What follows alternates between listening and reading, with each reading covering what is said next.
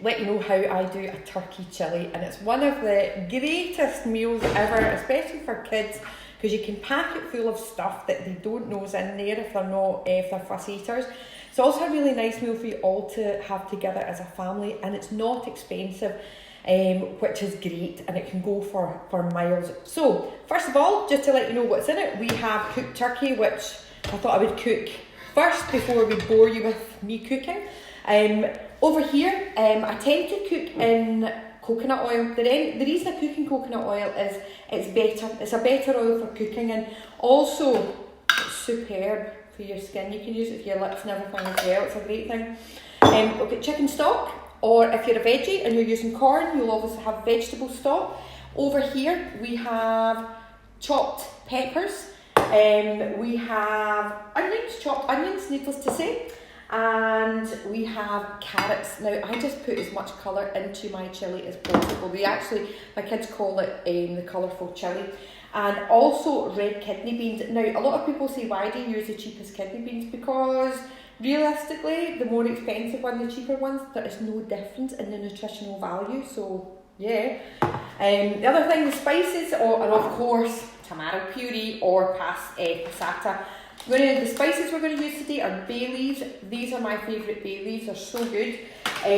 Paprika, chilli powder, and you can either have the mild stuff that my kids like, or you can go for the stronger stuff, for me. Oregano, and of course I am a lazy Lola when it comes to garlic. You can use fresh garlic if you like. I like to squidge it in, and then a bit of salt and pepper. Now the other thing that I tend to add in once it's all cooked and it's finished and my kids don't ever notice is chia seeds. So I tend not to cook it through it, but at the end I just take a big bundle and mix it through. They never notice them because they're tiny, but these are packed with omegas, so they're so good, and great fats and everything are in there, lots of the omegas. So yeah, an idea just to sprinkle some of them in if you can't get your children to have seeds or nuts. Okay, so I want to show you how quick this is. It's mega quick. So I'm just going to heat this up. Now, as you can probably see by this spoon, I've had a few incidents with gas. So we're just going to heat that up. I'm going to put it in a low heat because the turkey is literally off a low heat. I am going to chuck in, and I tend to pull the mince back a little bit, and then just chuck in the onion. It's just one white onion. You can use red onion as well. There is really no difference. Again, I should always mention, make sure you wash your hands before. Sorry, I'm a typical mum. I'm not a cook, as you all probably know. I am not a cook. My job is fitness. But I like to eat healthy, and I'm a busy mum, so I tend to do things that are quick and easy. And I tend to do things that are really cost effective as well when it's family meals. Because I have a big family. Some of you know I've got 3 children and a very hungry husband and a very hungry dog. And interesting enough, as I let that cook, I'll just show you this over here. Whatever we're eating, I tend to feed the dog as well. So he's got his own turkey mince there. He's very well fed. He doesn't get pizza. I have to say, he doesn't get pizza. Okay, so you're just going to let those chop away. Let them go till they're sort of translucent, till they're a bit clear. And once you've done that, and you think, oh yeah, this is lovely. Again, if you're short for time, you can literally bung everything in on top of the cooked turkey and just let it cook. Okay, so once that's there, we're then going to chuck in the carrots. Again, because they take a little bit longer to soften. So we'll chuck them in and just give them a good coat.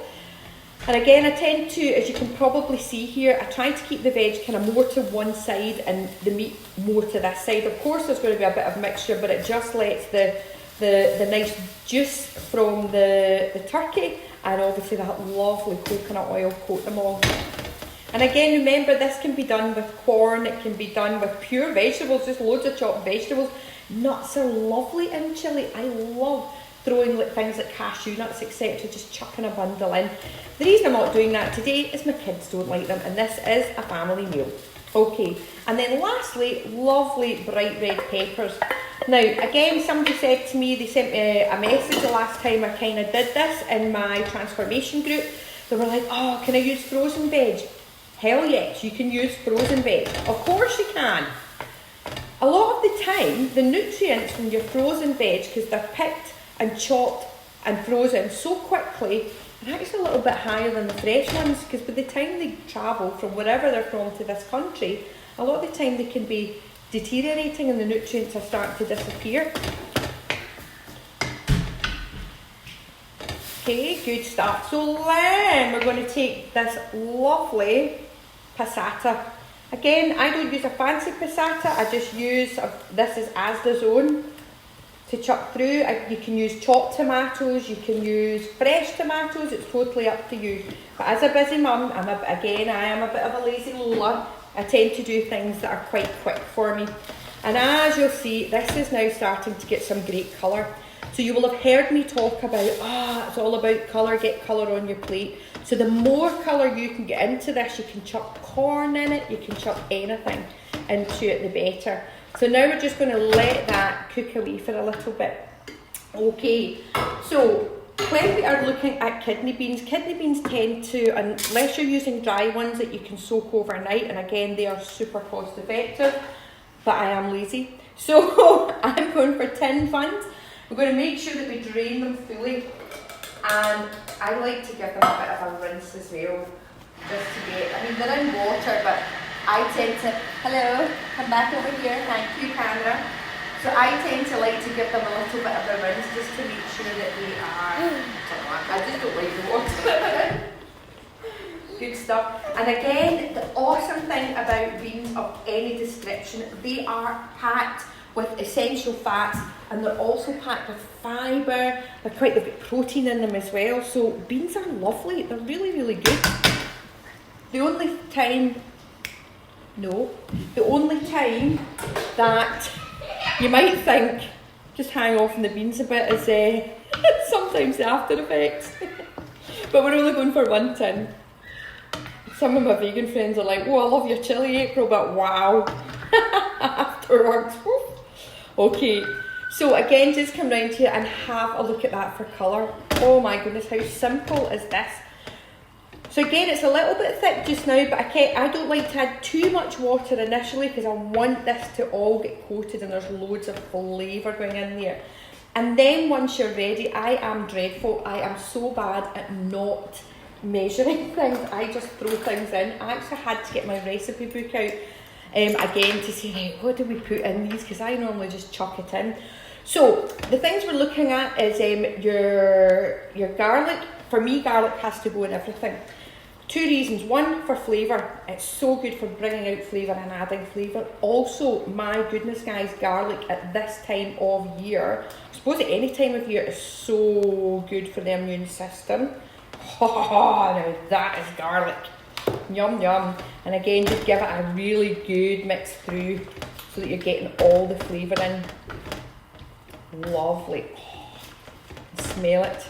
Interestingly enough, there was a thing on Facebook the other day that said, what did you not like as a child that you like now? And it's garlic. The smell of it, I used to be nearly sick, and now I just can't get enough of it. Probably you're the same. Okay, and then we are going to get our stock, and we're going to pour that in. Now, again, if you're one of these people who makes all your own stocks, fantastical, you can't get better. But for me, I'm just using a Knorr stock cube because in our family we are gluten-free. Because one of my family members is celiac, and Knorr stock cubes are all gluten-free. So you know you're safe. Oh, this looks so good. So it looks a bit watery just now, but that's okay because we're just going to let it all reduce down. Yum, yum. So we'll let that all cook in there. And now I'm just going to add in my spices. So here we have the mild chilli powder.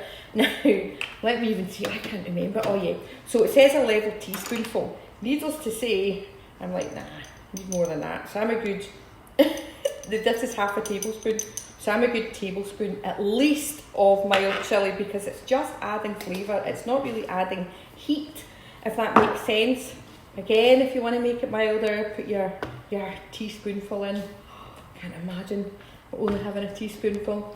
And then we're going to put a big load of oregano in.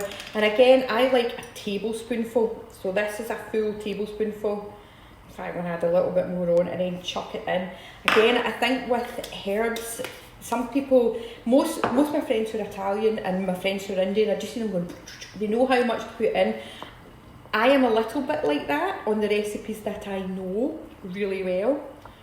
The other ones I do follow them to the T, because as I say, I am not a cook.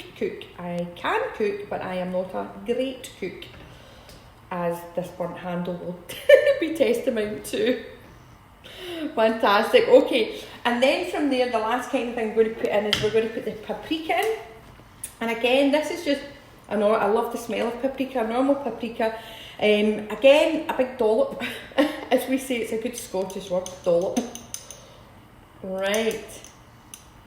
And again, a good dessert spoonful of that, or as I would say, a tablespoonful, just get it in there. The good thing about paprika as well, it really, really adds to the colour. It's so rich. Delicious. Yum. And then, of course, we have the bay leaves. Now, I always wondered how many bay leaves you're meant to put in, and the recipe that I learned for this was like, put 2 bay leaves in. No. I tend to put a good 5 or 6 in, so there's 5 in our family. Exclude, well, the dog as well, that's 6. Can't say not the dog. 3, 4, 5. So a good 5 or 6 in there. And what I would say is please try and remember when you are ready to serve, take the bay leaves out, because they can be very upsetting to the tummy. So I would always take them out before serving. It's a good game for the kids. Find the bay leaves, fish them out. Good stuff. Not when it's roasting hot like this and it's been served to them. Right, so there we have a really, really nice dish.